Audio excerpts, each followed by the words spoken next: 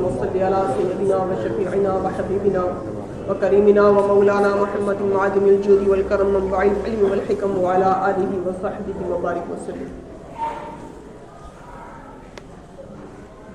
عزیزان گرامی، یہ مبارک گھڑیاں ہیں ہم لوگوں کے لیے کہ اللہ رب العالمین نے ہم کو رمضان کا مہینہ عنایت فرمایا. پھر اس میں آج یہ جمعہ کا دن، جمعہ کے دن کے بارے میں بھی آتا ہے کہ جمعہ کے دن ایک نیکی کا ثواب 70 گنا ہو جاتا ہے. اس طریقے سے نیکیوں میں اضافہ ہے. زیادہ سے زیادہ نیکیاں کرنے کی کوشش کریں کہ اللہ رب العالمین ہم کو خوب نیکیوں کی توفیق عنایت فرمائے. روزہ رکھنے کے لیے نیت ضروری ہے. اگر کوئی شخص بغیر نیت کے پورا دن بھوکا پیاسا رہے تو اس کا وہ بھوکا پیاسا رہنا روزہ نہیں ہوگا، صرف وہ بھوکا پیاسا رہے گا. تو روزہ رکھنے کے لیے نیت کرنا ضروری ہے. اور نیت کرنے کا وقت مغرب سے، یعنی ایک دن پہلے مغرب سے لے کر اور جس دن روزہ رکھنا ہے اس دن کے زوال کے وقت تک ہے. مستحب تو یہ ہے کہ انسان رات میں ہی نیت کر لے، یعنی سحری کے وقت یا رات میں نیت کر لے. اور اگر اس وقت نیت نہیں کی تو کم سے کم زوال سے پہلے نیت ضرور کر لے. اگر زوال سے پہلے بھی کسی نے نیت نہیں کی اور اس دن کا روزہ رکھا تو اس کا وہ روزہ نہیں ہوگا. اچھا، اس طریقے سے نیت یہ نفلی روزوں کی یا پھر رمضان کی نیت ہے جو زوال کے وقت تک ہو جاتی ہے. اگر کسی کو قضا روزے کی نیت کرنی ہو، مثلا رمضان گزر گیا اور کسی کو روزہ قضا کرنا ہے اور اس کی نیت کرنی ہے تو اس کی نیت کا وقت زوال تک نہیں ہے. اس کی نیت کا وقت مغرب سے لے کر صبح صادق یعنی سحری کے وقت تک ہے صرف.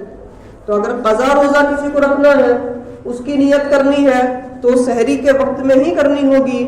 اور یہ ادا روزہ کسی کو رکھنا ہے رمضان کے مہینے میں یا نفلی روزہ کسی کو رکھنا ہے تو اس کی نیت زوال کے وقت تک ہو سکتی ہے. روزہ چھوڑنے کے لیے صرف چند عذر ہیں.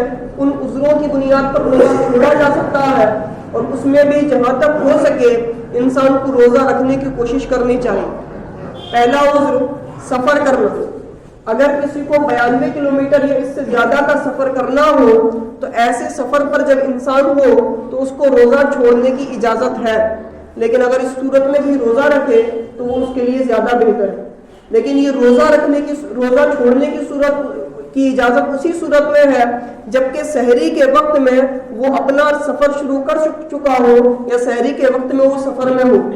اگر سحری گھر پر کر رہا ہے اور دن میں اس کو سفر کے لیے نکلنا ہے تو اس دن کا روزہ نہیں چھوڑ سکتا. آگے کئی دن کا اگر سفر کرنا ہے تو آئندہ دنوں میں تو روزہ چھوڑ سکتا ہے، لیکن جس دن اس کو سفر کرنا ہے اس دن روزہ نہیں چھوڑ سکتا.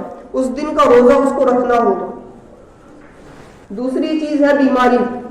بیماری ایسی ہونی چاہیے کہ اگر اس بیماری کے باوجود انسان روزہ رکھ لے گا تو یا تو اس کی بیماری بڑھ جائے گی یا پھر اگر وہ 2-4 دن میں صحیح ہونے والا تھا تو اب کئی دن میں صحیح ہوگا.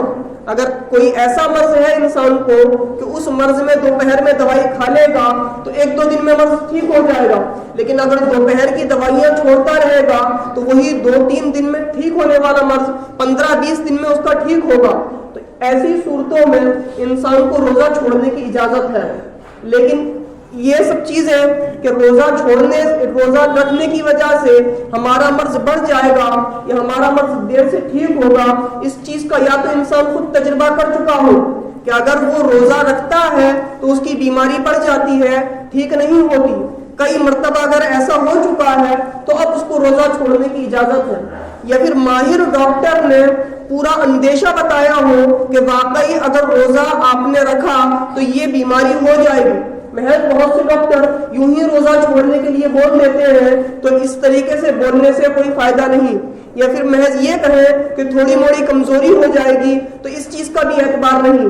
واقعی میں کوئی ماہر ڈاکٹر اس چیز کو بتائے کہ اگر اس موقع پر آپ نے روزہ رکھا تو آپ کو یہ خطرہ ہو سکتا ہے، یہ بیماری ہو سکتی ہے یا بیماری اس طریقے سے بڑھ سکتی ہے، اور ڈاکٹر واقعی میں ماہر ہو، جو بتا رہا ہے وہ اپنے تجربے کی روشنی میں بتا رہا ہو، تب تو اس کی بات پر روزہ چھوڑنے کی اجازت ہے، ورنہ معمولی سی بیماریوں پر جو آج ہمارے درمیان روزہ چھوڑنے کا ایک ماحول بنا ہوا ہے، یہ بالکل غلط ہے۔ پیارے آقا سرور عالم صلی اللہ تعالیٰ علیہ وسلم نے ارشاد فرمایا کہ رمضان کے روزے کی قضا اگر انسان پورا زمانہ بھی روزہ رکھ لے تو اس روزے کی قضا پوری نہیں ہو سکتی۔ یعنی یوں تو اگر رمضان میں روزہ چھوڑ لے تو اس کی قضا رکھنا یہ فرض ہے ہی، لیکن جو فضیلت رمضان میں روزہ رکھنے کی ہے، اس فضیلت کو اگر انسان حاصل کرنا چاہے تو رمضان کا ایک روزہ چھوڑ کر پورا زمانہ روزہ رکھتا رہے تو رمضان کے روزے کی فضیلت انسان حاصل نہیں کر سکتا۔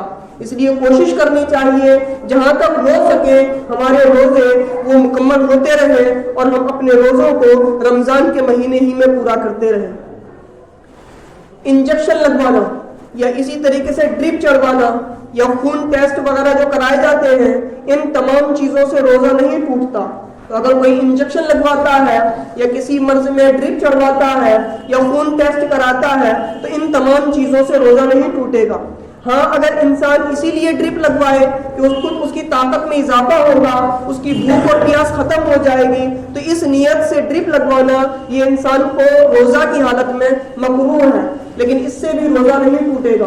اس طریقے سے نہیں لگوانی چاہیے، اور اگر بیماری کی وجہ سے لگوا رہا ہے تو اس میں کوئی حرج نہیں اور اس سے روزے پر بھی کوئی اثر نہیں پڑے گا۔ ہر اس طریقے سے اگر کوئی ٹیسٹ ہو جس میں خون زیادہ نکلتا ہے اور خون نکلنے کی وجہ سے یہ اندیشہ ہے کہ انسان کی کمزوری بڑھ جائے گی اور اس کو روزہ پورا کرنا یہ مشکل ہوگا، کسی بھی ایسے ٹیسٹ میں جس میں خون زیادہ لیا جاتا ہے اگر انسان خون نکلوا دے تو اس کی وجہ سے اس کی کمزوری بڑھ جائے گی اور شام تک روزہ پورا کرنا مشکل ہوگا، تو ایسا ٹیسٹ کرانا یہ مکروہ ہے۔ ایسے ٹیسٹ کو چاہیے کہ افطار کرنے کے بعد کرائے، روزے کی حالت میں ایسا ٹیسٹ نہ کرائے۔ اسی طریقے سے جو لوگ بیڑی سگریٹ وغیرہ پیتے ہیں یا تمباکو وغیرہ کھاتے ہیں، تو ان تمام چیزوں سے اگرچہ انسان یہ سوچے کہ ہم بار بار کلی کرتے رہیں گے، حلق کے نیچے کچھ نہیں لے کے جائیں گے، اس کے باوجود بھی بیڑی ہے، سگریٹ ہے یا گٹکا پان وغیرہ ہے، ان تمام چیزوں سے روزہ ٹوٹ جاتا ہے۔ تو ان تمام چیزوں سے روزے میں بچنا یہ انتہائی ضروری ہے۔ اسی طریقے سے ٹوتھ پیسٹ کرنے میں انسان کتنی ہی احتیاط کرے، تو چونکہ منہ کے اندر پورے ٹوتھ پیسٹ ہوتا ہے اندازہ نہیں ہو پاتا، تو ٹوتھ پیسٹ کے کچھ نہ کچھ ذرات انسان کے حلق میں چلے جاتے ہیں۔ تو اگر انسان کے حلق میں ٹوتھ پیسٹ کے ذرات جا رہے ہیں تو اس صورت میں بھی روزہ ٹوٹ جائے گا۔ تو روزے کی حالت میں ٹوتھ پیسٹ سے بچنا چاہیے۔ ہاں بہتر یہ ہے، بلکہ آقا علیہ الصلوۃ والسلام کی سنت مبارکہ ہے، اگر کہ انسان روزے کی حالت میں مسواک کرے۔ مسواک کرنے سے نہ روزہ مکروہ ہوگا اور نہ ہی روزہ ٹوٹے گا، کیونکہ مسواک کے اثرات یا مسواک کے ذرات انسان کے حلق میں نہیں جاتے۔ تو ٹوتھ پیسٹ سے بچنا چاہیے اور ہو سکے تو مسواک کرنی چاہیے، کہ مسواک کرنا یہ آقا علیہ الصلوۃ والسلام کی سنت مبارکہ ہے۔ اسی طریقے سے روزہ افطار کرنے میں آج کے دور میں تو بڑی آسانی ہے کہ ہر شخص کے پاس موبائل موجود ہے، اس میں صحیح وقت بھی ہم کو مل جاتا ہے، اور ساتھ میں ہمارے پاس ٹائم ٹیبل بھی موجود ہے کہ کس وقت ہمارے روزے کا وقت مکمل ہو رہا ہے۔ تو جو روزے کا وقت جس وقت مکمل ہو رہا ہے، افطار کا جو وقت ہے، جب یقین ہو جائے وقت ہو گیا اسی وقت افطار کرنا چاہیے۔ اگر اس سے پہلے انسان نے افطار کر لیا تو اس کا روزہ ٹوٹ جائے گا، اور جان بوجھ کے افطار کرے گا تو انسان کو اس کا کفارہ بھی دینا پڑے گا۔ تو محض یہ چیزیں دیکھنا کہ کہیں پر آزان ہونے لگی یا کہیں پر گولا ہو گیا، جبکہ ہم اپنے حالات کو جانتے ہیں کہ ہمارے یہاں پر بہت سی جگہ پر وقت سے پہلے اذان ہو جاتی ہے یا وقت سے پہلے گولا چھوڑ دیا جاتا ہے، تو ان حالات کو جاننے کے باوجود اگر کوئی شخص اس طریقے سے وقت سے پہلے افطار کرے گا تو اس کا روزہ ٹوٹ بھی جائے گا اور روزے کی قضا کے ساتھ ساتھ اس کو کفارہ بھی دینا ہوگا۔ حدیث پاک ہے کہ پیارے آقا صلی اللہ تعالیٰ علیہ وسلم نے فرمایا کہ ایک دن میرے خواب میں دو فرشتے آئے، اور آقا علیہ الصلوۃ والسلام کے جو خواب ہوا کرتے ہیں یہ وحی الہی ہوا کرتے ہیں، یہ ہم لوگوں کی طرح شیطانی خواب نہیں ہوتے۔ تو آقا علیہ الصلوۃ والسلام نے فرمایا کہ میرے خواب میں ایک مرتبہ دو لوگ تشریف لائے، اور میرے خواب میں دو لوگ آئے اور وہ مجھ کو ایک پہاڑ کی طرف لے گئے، اور انہوں نے مجھ سے کہا کہ اس پہاڑ پر چڑھیے۔ میں نے کہا کہ میں نہیں چڑھ سکوں گا.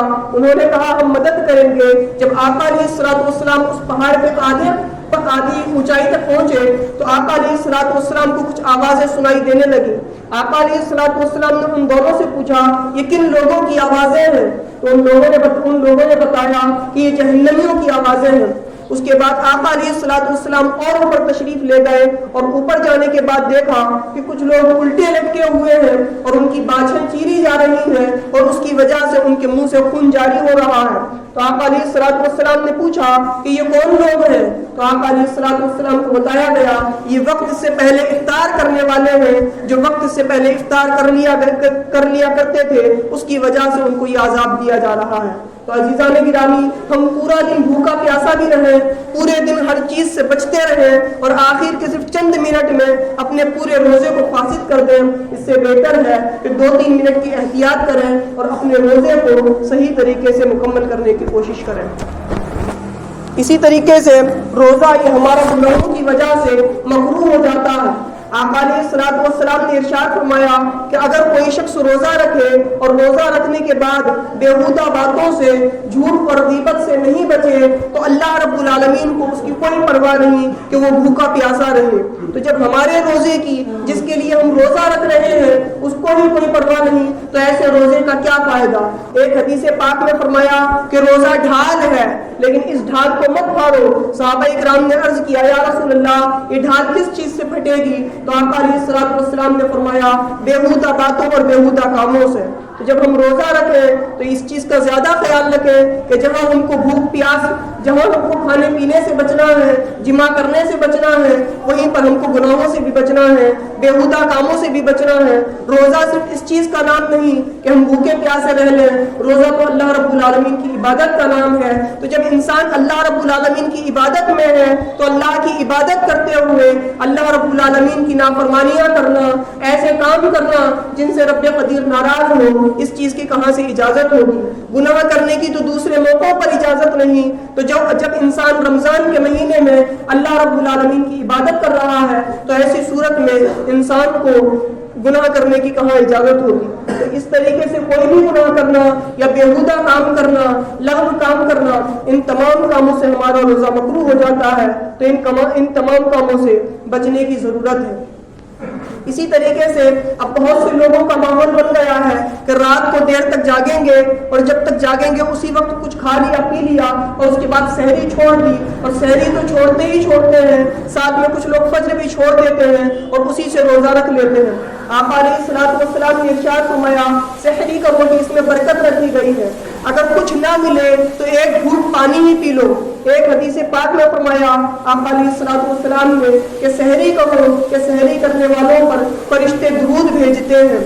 تو عزیزان گرامی, یہ سحری بڑی برکت کی چیز ہے. اور ایک حدیث پاک میں فرمایا کہ سحری کیا کرو کہ یہ سحری ہی یہود کے اور ہمارے درمیان فرق کرتی ہے. تو یہود جب روزہ رکھتے تھے تو سحری نہیں کرتے تھے, اور ہم روزہ رکھتے ہیں تو سحری کرتے ہیں.